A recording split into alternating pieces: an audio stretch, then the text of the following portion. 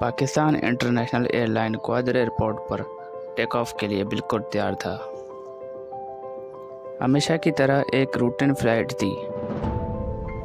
आज का दिन पाकिस्तानी अथॉरिटीज़ के लिए बिल्कुल भी नॉर्मल नहीं था, क्योंकि उस वक्त किसी को भी मालूम नहीं था जहाज़ में हाईजैकर्स भी सफ़र कर रहे हैं। अगले चंद घंटों में PIA की फ़्लाइट 544 नेशनल इंटरनेशनल की हेडलाइंस बनने वाली थी। पाकिस्तान, जिसको सिर्फ 3 दिन के बाद अपना पहला न्यूक्लियर टेस्ट करना था, उनके लिए ये PIA की फ़्लाइट 544 अगले कई घंटों के लिए इंतहाई मुश्किल वक्त ले आई कि पाकिस्तान को मजबूरन इंडिया का फ्लैग लगाना पड़ गया। हमारे चैनल में एक बार फिर से खुशामदीद। 25 मई 1998 पाकिस्तान इंटरनेशनल एयरलाइन यहाँ PIA की फ़्लाइट 544 बलूचिस्तान के शहर तुर्बत से टेक ऑफ हुई, ग्वादर एयरपोर्ट पर लैंड हुई।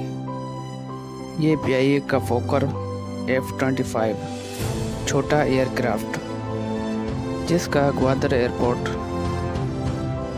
सिर्फ 30 मिनट का स्टे था। यहाँ 3 पैसेंजर उतर गए, एक नया पैसेंजर ऑन बोर्ड हो गया। अब जहाज़ में टोटल 24 पैसेंजर थे और 5 क्रू मेंबर भी मौजूद थे। पैसेंजर लोडिंग के बाद जहाज़ में शाम के 5:55 पर टेक ऑफ कर दिया। इसका अगला और final stop Karachi international airport था।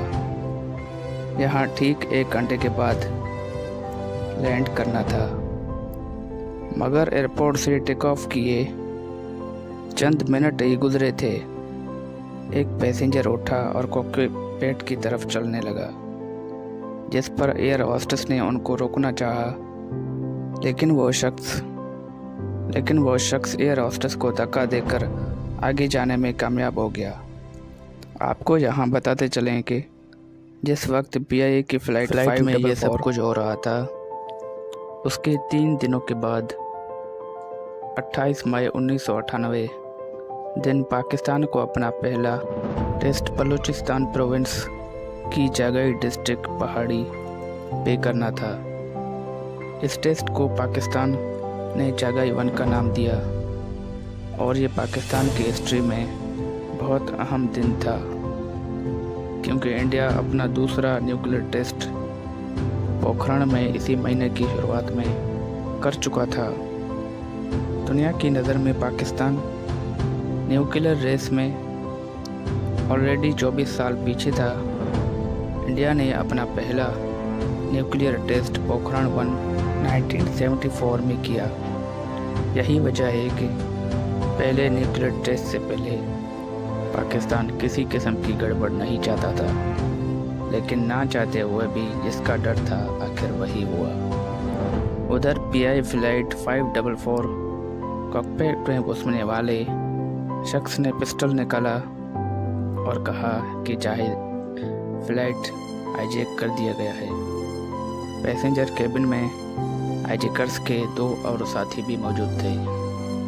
जब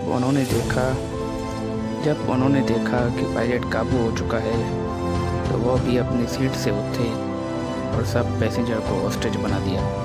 हाईजैकर्स ने सारे पैसेंजर को वार्निंग दी कि चालाकी दिखाने की सूरत में फ़्लाइट को बॉम्ब से उड़ा दिया जाएगा, जो इनमें से एक ने अपने जिस्म में बांधा हुआ है। अभी किसी को कुछ समझ भी आता, इतने में पायलट ने अनाउंसमेंट करके PK 544 की केबिन में पायलट कैप्टन उदैर खान, को पायलट मोहम्मद फैसल, जबकि 2 एयर होस्टेस, एक ग्राउंड इंजीनियर सज्जाद चौधरी भी शामिल थे। लेकिन हाईजैकर्स बज़ाहिर पढ़े लिखे नहीं लगते थे। उन्होंने पैंट शर्ट नहीं बल्कि सलवार कमीज़ पहन रखी थी, और क्योंकि वो तुर्बत से बोर्ड हुए हैं कि काफ़ी चांसेस थे कि वो बलूचिस्तान में से ही है। पर आखिर हाईजैकर्स की डिमांड ही क्या थी? बलूचिस्तान प्रोविंस साउथ में मौजूद सबसे बड़ी प्रोविंस है। ब्रिटिश इंडिया के दौर से ही यहाँ के कुछ कबीले अपना मुल्क चाहते थे, लेकिन 1947 में पाकिस्तान इंडिया पार्टीशन हो गया और बलूचिस्तान की प्रोविंस पाकिस्तान में डिक्लेयर कर दिया गया। तब से लेकर बलूचिस्तान के कुछ लोग पाकिस्तानी गवर्नमेंट के ख़िलाफ़ हैं और बलूचिस्तान के नेशनल रिसोर्सेज को इस्तेमाल करना इनको अच्छा नहीं लगता। 28 मई 1998 पाकिस्तान को बलूचिस्तान चागाई डिस्ट्रिक्ट में टेस्ट करना था। रिपोर्ट के मुताबिक यहाँ के लोकल पॉपुलेशन को खतरा था कि अगर न्यूक्लियर टेस्टिंग इस एरिया में हुई तो इनको बहुत नुकसान होगा। पर दूसरी तरफ पाकिस्तानी गवर्नमेंट का कहना है कि यहाँ सिर्फ कुछ लोग ही रहते हैं जिनको न्यूक्लियर टेस्टिंग से पहले ही दूसरे एरिया में शिफ्ट कर दिया जाएगा, बस इसी मसले को लेकर। मगर ये बात बलोच सर्जमेंट को अच्छी नहीं लगी। फिर वहाँ के लोगों ने क्या किया कि फ्लाइट को हाईजैक कर दिया। उधर कॉकपिट में मौजूद हाईजैकर्स ने कैप्टन उज़ैर खान से डिमांड की जहाज़ को कराची के बजाय सीधा इंडिया की कैपिटल लेकर जाए। हाईजैकर्स ने ये डिमांड क्यों की? ऐसा माना जाता है उनको इंडिया में लैंड करके पूरी दुनिया की अटेंशन अपनी तरफ लानी थी। उनका ख्याल था कि हम पाकिस्तान गवर्नमेंट के ख़िलाफ़ हैं, शायद हमें इंडिया में सॉफ्ट कॉर्नर मिल ही जाएगा। ऐसा वाक़या पहले 5 साल पहले 1993 में हो चुका था। फ़्लाइट 439 मद्रास की तरफ जा रही थी जब उसको सिख ट्रक ड्राइवर ने अकेले हाईजैक किया था। उसने पायलट को जहाज़ को लाहौर इंटरनेशनल एयरपोर्ट लेकर जाने की डिमांड की, लेकिन परमिशन ना मिलने पर जहाज़ को अमृतसर कराया गया में ही लैंड करवाया। जहाँ हाईजैकर्स ने प्रेस कॉन्फ्रेंस करने के बाद खुद को सरेंडर कर दिया। शायद बलोच हाईजैकर्स का भी ऐसा ही कोई प्लान था। फ़्लाइट 544 की कैप्टन बंदूक की नोक के नीचे जहाज़ की डायरेक्शन इंडिया की तरफ कर दी और अनाउंसमेंट करके पैसेंजर को भी इतला दी कि हम इंडिया के शहर न्यू दिल्ली में लैंड करेंगे। पर हाईजैकर्स को ये मालूम नहीं था कैप्टन ने चुपके से एयरक्राफ्ट हाईजैक मोड में कर दिया है, जैसे ग्राउंड में कंट्रोलर को सिग्नल ये जा चुका है कि ये जहाज़ हाईजैक हो चुका है। PIA फ़्लाइट 544 अब कराची को क्रॉस करती हुई इंडिया बॉर्डर की तरफ बढ़ रही थी। इतने में पायलट को हाईजैकर्स को कहा, छोटा फोगर F-20 जिसमें इतना फ्यूल नहीं होता, हम सीधा 1100 किलोमीटर दूर न्यू दिल्ली जा सके। जहाज़ को रीफ्यूलिंग के लिए लैंड कराना पड़ेगा। पायलट ने हाईजैकर्स को कहा, इंडिया के बुज एयरपोर्ट पर लैंड करना चाहिए। कराची से 300 किलोमीटर दूर गुजरात में मौजूद है। हाईजैकर्स इस बात पर राज़ी हुए और कैप्टन ने कंट्रोल टावर से रब्ता किया और एयरपोर्ट पर लैंडिंग की परमिशन मांगी। पर यहाँ पायलट उज़ैर खान ने अपनी चालाकी दिखाई। असल में उन्होंने बुज एयरपोर्ट नहीं, पाकिस्तान के ही हैदराबाद एयरपोर्ट कॉल की थी। पूरे पाकिस्तान के एयरपोर्ट्स पर इंफॉर्मेशन पहुंच चुकी थी कि फ़्लाइट 544 अब हाईजैक हो चुका है, जिसकी वजह से हैदराबाद एयरपोर्ट कंट्रोल टावर पहले से ही अलर्ट था। आगे से एयरपोर्ट की अथॉरिटी उसने सारे सिस्टम को बुज एयरपोर्ट जाहिर कर दी। उसके बाद कैप्टन को लैंडिंग की परमिशन दे दी। उस वक्त रात हो चुकी थी और पूरे हैदराबाद में इमरजेंसी डिक्लेयर हो गई कि एक जहाज़ हाईजैक हो चुका है जो कुछ ही देर में हैदराबाद एयरपोर्ट पर लैंड करेगा। और सबसे बड़ा मसला ये था, हाईजैकर्स इस एयरपोर्ट को इंडिया का बुज एयरपोर्ट समझ रहे थे। एयरपोर्ट अथॉरिटीज़ को कहा गया फ़ौरन अपने निशानात मिटा दें, जिससे एयरपोर्ट की पहचान। एयरपोर्ट अथॉरिटीज़ ने टर्मिनल में लिखा हुआ हैदराबाद एयरपोर्ट मिटा दिया। पूरे एयरपोर्ट में साइन बोर्ड हटा दिए और सारी लाइटें ऑफ कर दी गईं, यहाँ तक कि बिल्डिंग में लगे पाकिस्तान का झंडा उतार कर इंडिया का झंडा लगा दिया गया। इसके अलावा लोकल एडमिनिस्ट्रेशन साथ मिलकर पूरे हैदराबाद सिटी को ब्लैकआउट कर दिया गया ताकि लैंडिंग के वक्त हैदराबाद कोई खास निशान पहचानने में न आए। रेंजर्स और पुलिस की गाड़ियां एयरपोर्ट्स पर ही लाइट बंद करके खड़ी हो गई, लेकिन ये सब कुछ इतनी अचानक से हुआ, कोई अगला प्लान और एक्शन मालूम नहीं था। रात गए PK 544 ने हैदराबाद एयरपोर्ट पर आखिर लैंड कर दिया। एयरपोर्ट अथॉरिटीज़ ने आखिर विंडोज़ के अंदर देखा तो एक हाईजैकर एक मैन डोर के पास जबकि दूसरा केबिन में टहल रहा था। करीब 1 घंटे तक खामोशी रही, फिर रात के 11:35 PM जहाज़ का दरवाज़ा खुलता है।